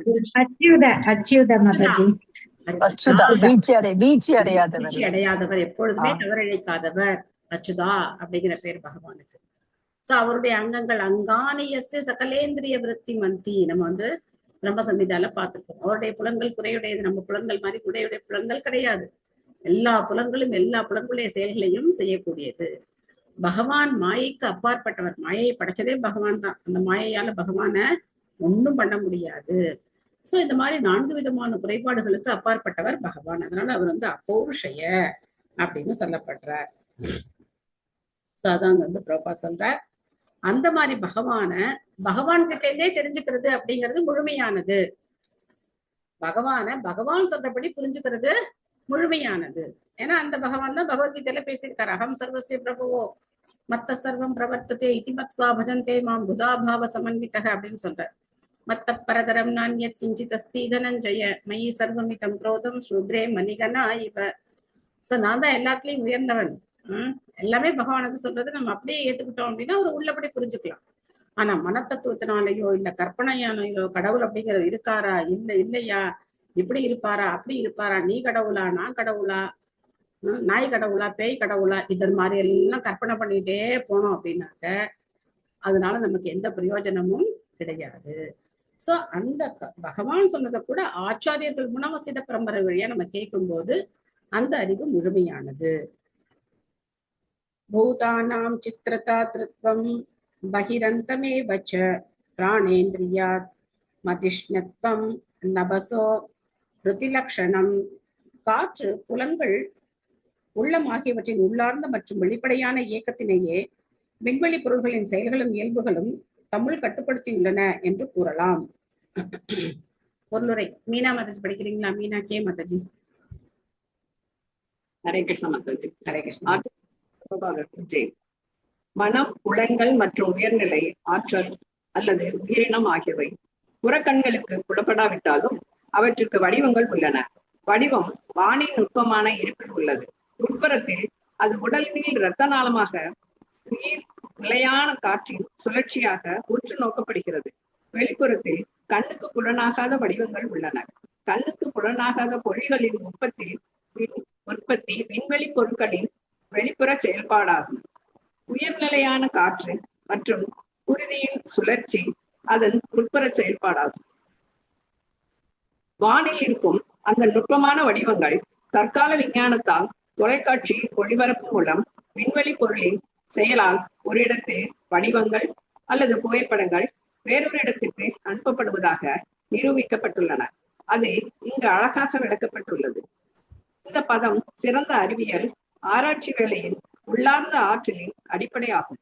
ஏனென்றால் அது விண்வெளி பொருள்களில் இருந்து ஏற்ற நுட்பமான வடிவங்கள் எவ்வாறு உற்பத்தி செய்யப்படுகின்றன என்பதையும் அதன் குணநலன்கள் செயல்கள் என்ன என்பதையும் நாம் உணர்வத்தக்க மூலப்பொருட்களான காற்று, தீ, நீர் மற்றும் பூமி ஆகியவை எவ்வாறு நுட்பமான வடிவத்திலிருந்து வெளிப்படுகின்றன என்பதையும் விளக்குகிறது. நினைத்தல், உணர்தல் மற்றும் விரும்புதலின் மனநிலை செயல்கள் அல்லது உளவியல் சார்ந்த செயல்களும் விண்வெளி பொருட்களின் அடிப்படையில் அமைந்துள்ளன. மரணத்தின் போது உள்ள மனநிலையே அடுத்த பிறப்பின் அடிப்படையாகும் என்ற கீதையின் கருத்து இந்த பதத்தில் வலியுறுத்தப்பட்டுள்ளது. நுட்பமான வடிவத்திலிருந்து முழு மூலப்பொருட்களின் வளர்ச்சி அல்லது மாசுபடும் வாய்ப்பு ஏற்பட்டவுடன் மனநிலையானது தொட்டு உணரத்தக்க வடிவமான மாற்றம் பெறுகிறது. ஹரே கிருஷ்ணா. தேங்க்யூ. ஹரே கிருஷ்ணா. ஸோ பிரபா சொல்றார், இந்த ஸ்லோகம் வந்து மிகப்பெரிய ஆராய்ச்சிக்குரிய ஒரு ஸ்லோகம். ஆராய்ச்சி பண்ற மனநிலை இருக்கிறவங்க இந்த ஸ்லோகத்துல உள்ள விஷயங்கள் ஆராய்ச்சி பண்ணி தெரிஞ்சுக்கலாம். பாகவதத்துல இல்லாத விஷயங்களே கிடையாது. பாகவதத்துல எல்லா அறிவும் கொடுக்கப்பட்டிருக்கு. ஏன்னா பகவான் தான் இந்த உலகத்தையே படிச்சிருக்காரு. அவருக்கு மீறி நம்ம ஒரு காரியத்தை செய்ய முடியாது. ஆனா இதை படிக்காம அவங்களா கண்டுபிடிச்சு அவங்களா வந்து செய்ததை அவங்க வந்து நினைச்சுக்கிறாங்க. இந்த அறிவு வந்து கிட்டத்தட்ட நம்ம இந்த காலத்துல எடுத்துக்கிட்டோம் அப்படின்னாக்க 5000 வருஷங்களுக்கு மேற்பட்டது. இந்த வேத ஞானம், இந்த பாகவத ஞானம் வந்து 5000 ஆண்டுகளுக்கு மேற்பட்டது. ஆனா இதெல்லாம் படிக்காம விஞ்ஞானிகள் வந்து பகவானை மறுக்கிறது, வேதங்களை மறுக்கிறது, மித்தாலஜின்னு சொல்றது, அது அவங்களுடைய அறியாமையை தான் குறிக்குது. நபசக சப்த தன்மாத்ரா காலக்தயா விகுர்வதக ஸ்பர்ஷோ பவந்ததோ வாயுஸ்தவக் ஸ்பர்ஷஸ்ச சங்கிரக. ஒளியிலிருந்து தோன்றுகின்ற விண்வெளி இயக்கத்திலிருந்து காலத்தின் தாக்கத்தினால் அடுத்த மாற்றம் ஏற்படுகிறது. பின்னர் நுட்பமான மூலப்பொருள்களான தொடு உணர்ச்சி, காற்று மற்றும் தொடுப்புலன் ஆகியவை வெளிப்படுகின்றன. மல்லிகா மாதாஜி படிக்கிறீங்களா?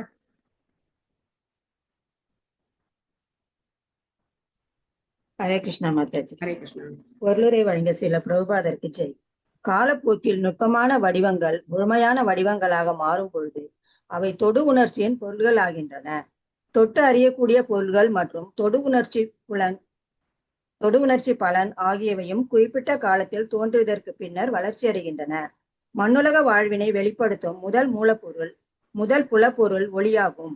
ஒளியின் புலன்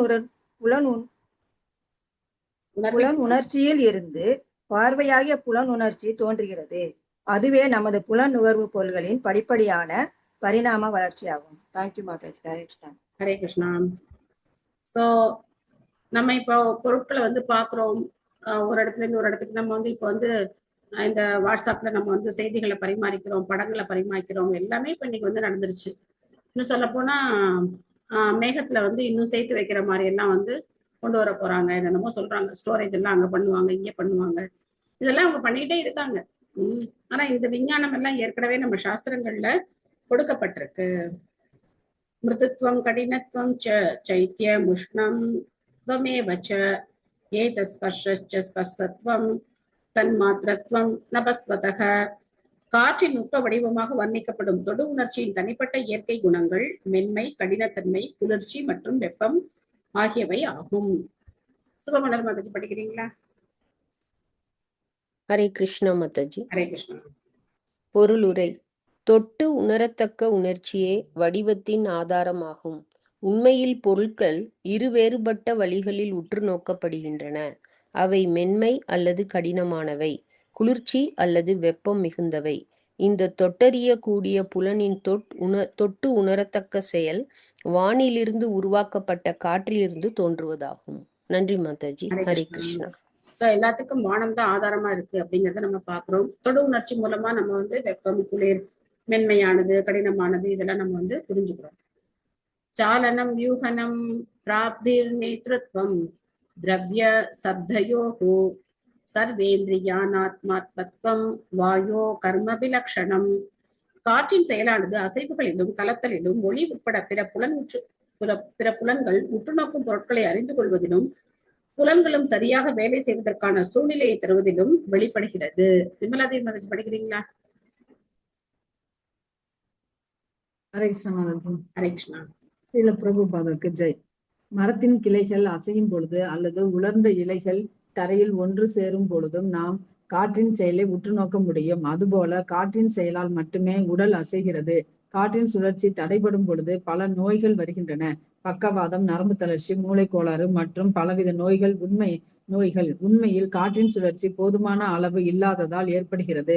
ஆயுர்வேத முறையில் இந்த நோய்கள் காற்று சுழற்சியின் அடிப்படையில் ஆய்ந்து பார்க்கப்படுகின்றன. தொடக்கத்தில் இருந்தே ஒருவர் காற்று சுழற்சி முறையை பற்றி அக்கறை எடுத்தால் அம்மாதிரி நோய்கள் வர இயலாது. காற்றால் மட்டுமே உட்புறம் மற்றும் பலவித வெளிப்புற செயல்களும் நடைபெறுகின்றன என்பது ஆயுர்வேதத்திலிருந்து ஸ்ரீமத் பாகவதத்திலிருந்தும் தெளிவாகிறது. காற்று சுழற்சியின் சிறிது குறைவு ஏற்பட்டாலும் இந்த செயல்கள் நடைபெற இயலாது. இங்கு நேத்ருவ சப்தயோர் என்று தெளிவாக குறிப்பிடப்படுகிறது. செயலின் மீது நம் புலன்களின் உரிமையும் காற்றின் செயலால் ஏற்படுவதாகும். காற்றின் சுழற்சி நிறுத்தப்பட்டால் நாம் கேட்பதும் ஒரு இடத்தை உடனே அணுக முடியாது. நம்மை யாரேனும் அழைத்தால் காற்றின் சுழற்சியில் நாம் ஒலியை கேட்கிறோம். ஒலி வந்த இடத்தை அல்லது ஒலியை நாம் அணுகுகிறோம். இவை எல்லாம் காற்றின் அசைவுகள் ஆகும் என்பது இந்த பதத்தில் தெளிவாக கூறப்பட்டுள்ளது. நறுமணத்தை நுகர்ந்து அறியும் திறனும் காற்றின் செயலால் ஏற்படுவதாகும். ஹரே கிருஷ்ணா. நன்றி மாதாஜி. ஹரே கிருஷ்ணா. ஸோ அதனாலதான் ஆயுர்வேதத்துல வந்து பிராணாயாமம் சிபாரிசு செய்யப்படுகிறது. பிராணாயாமத்தெல்லாம் பயிற்சி பண்ணும்போது காற்றினுடைய சுழற்சி நம்ம உடல்ல வந்து எப்படி இருக்கும், சரியான விகிதத்துல இருக்கும். அதே மாதிரி நல்ல திறந்த வெளியில நல்ல சுத்தமான காற்றை சுவாசிக்கிறது ரொம்ப முக்கியம் அப்படின்னு சொல்லப்பட்டிருக்கு. ஆனா எல்லாத்தையும் இன்னைக்கு கெடுத்துட்டு நாம என்ன பண்ணாலும் இது வந்து உடல்நிலை இனிமே சரியாகிறதுக்கு வாய்ப்பே கிடையாது. நல்ல காற்று கிடையாது, நல்ல தண்ணீர் கிடையாது, எங்கேயுமே வந்து சுகாதாரமான சூழ்நிலை கிடையாது. அப்புறம் எப்படி நம்ம வந்து நோய் இல்லாம இருக்க முடியும் இல்லையா? ஸோ ஆயுர்வேதத்துக்கும் நவீன மருத்துவத்துக்கும் இதான் வந்து வித்தியாசம். நவீன மருத்துவம் வந்து நோயினுடைய மூல காரணத்தை எப்பவுமே வந்து ஆராய்ச்சி செய்யறது கிடையாது.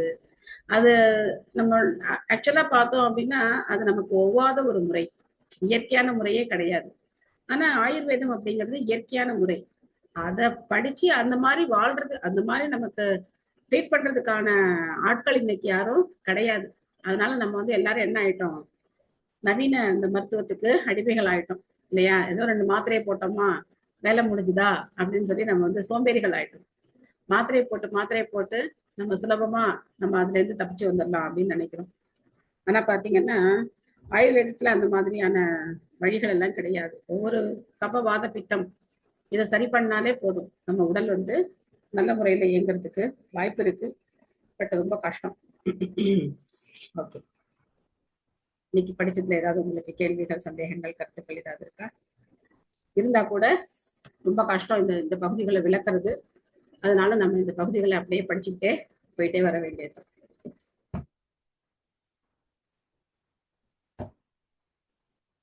இங்க வந்து பகவத்கீதை ஸ்லோகங்கள், பல ஸ்லோகங்கள் பிரபுபாத் வந்து கோட் பண்ணியிருக்கார். நான் எதையுமே உங்கள்கிட்ட கேட்கல, என்ன ஸ்லோகம் எல்லாம் கேட்கல. முக்கியமா ஒரு ஸ்லோகம் மட்டும் சொல்றேன். அந்த ஸ்லோகத்தை மெமரைஸ் பண்றதுக்கு முயற்சி பண்ணுங்க. சாப்பிடுறது, தூங்குறது, கேளிக்கை, இதையெல்லாம் வந்து ஒருத்தர் வந்து மிதமான நிலையில வச்சுக்கணும் அப்படின்னு சொல்லியிருந்தார் ஒரு பொருளுரையில.